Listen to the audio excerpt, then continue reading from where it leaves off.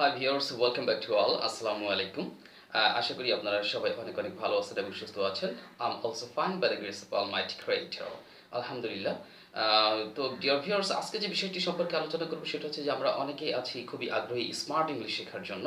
তো অনেকে আমরা ইংরেজিতেও বলতে পারি, আমাদের আশেপাশে অনেকে আছেন যারা ভালো ইংরেজি বলেন, তবে আরও স্মার্ট হতে চাচ্ছেন, আরও এক্সপার্ট হতে চাচ্ছেন। আপনি নেটিভদের মতো করে ইংরেজি বলতে চাচ্ছেন, ব্রিটিশ আমেরিকান ইংরেজ জাতিদের মতো সুন্দর স্মার্ট আকর্ষণীয় উচ্চারণ করে ইংরেজি বলতে চাচ্ছেন। তো এই ক্ষেত্রে যেটা প্রয়োজন, তো সেক্ষেত্রে উচ্চারণটা অত্যন্ত গুরুত্বপূর্ণ বিষয় কিন্তু।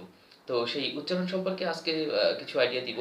আর বিশেষ করে আপনারা যখন কোনো কিছু ইংরেজিতে বলবেন তখন একটু খেয়াল রাখবেন যে আমাকে খুব সুন্দর উচ্চারণ করে এবং স্মার্টলি বলতে হবে। তবে হ্যাঁ, উচ্চারণের উপরে একটা বিশেষ কোর্স থাকে, যে কোর্সটার নাম আমরা বলতে পারি সেটা হচ্ছে যে ফনেটিক্স। সাধারণভাবে আমরা ফনেটিক্স বলে থাকি। তো ফনেটিক্স কোর্সটা অত্যন্ত গুরুত্বপূর্ণ। যদি এটা সম্ভব হয় আপনাদের পক্ষে করে নেওয়া, তাহলে আমার মনে হয় যে আপনার উচ্চারণ অনেক আকর্ষণীয় হয়ে উঠবে নিঃসন্দেহে।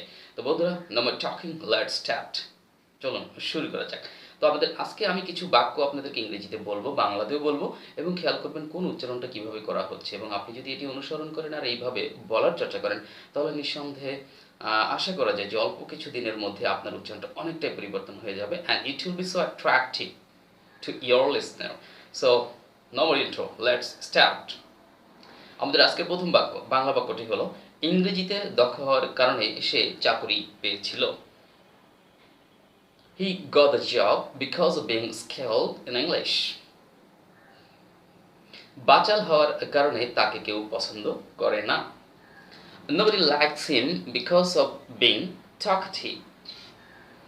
উৎসাহিত হওয়ার কারণে তারা খেলায় জিতেছিল। They won the game because of being encouraged.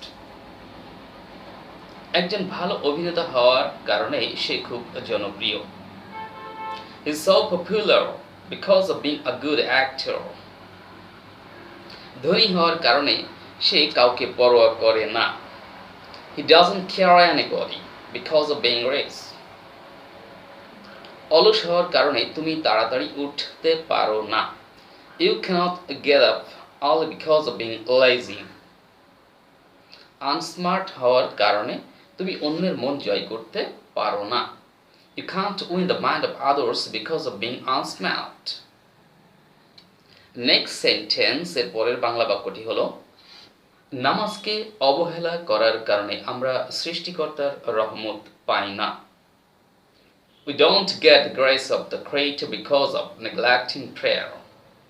So dear viewers, যে বাক্যগুলি আমি এইমাত্র আপনাদেরকে শেয়ার করলাম, তো এই বাংলা বাক্যগুলি পাশাপাশি যে ইংলিশটা বলা হলো, এটা আপনি সংগ্রহে রাখতে পারেন, আপনি আপনার ওয়ালে শেয়ার করে রাখতে পারেন, এবং এই অনুযায়ী আপনি যদি চর্চা করেন বা উচ্চারণগুলো একটু বলার চেষ্টা করেন, নিঃসন্দেহে আপনিও হয়তো অনেক ভালো ইংরেজি বলে থাকেন।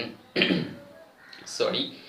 তো আপনি যদি এটা এইভাবে চর্চা করেন, এবং আশা করি যে within a few days your pronunciation, your speaking style, it will be changed totally, and it will be so attractive, and also it will be so sweet to hear to the other listener at the time of your delivering speech.